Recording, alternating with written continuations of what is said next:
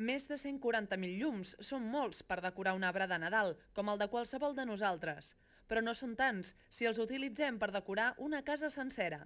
L'amo de la casa que veieu s'ha gastat més de 80.000 euros perquè la seva sigui la llar més nadalenca del món.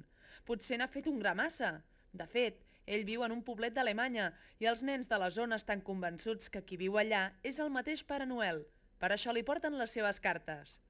No sabem si això és cert o no, però el que és ben segur és que després de 4 mesos treballant en la decoració, als habitants del poble els ha quedat clar quina és l'època de l'any que més li agrada al seu veí. Merry Christmas!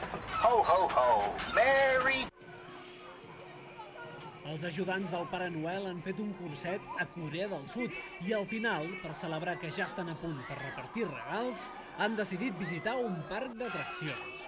Potser aquesta ha estat la prova definitiva per certificar que estan preparats per tot, perquè si us hi fixeu, veureu com a ningú se li ha mogut el barret de lloc.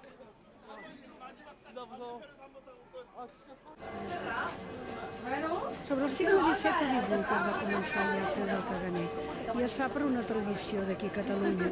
I llavors es posa ben amagadet perquè diu que porta sort.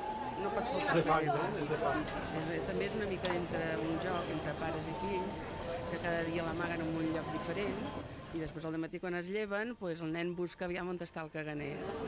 Està clar que el caganer és una figureta important, però escollir-ne un cada vegada és més difícil. N'hi ha moltíssims. Estan de moda el príncep Felip, la Leti i la seva filleta, Leonor. El que fa els polítics, aquest Nadal en tenim moltíssims, com Carot o Maragall.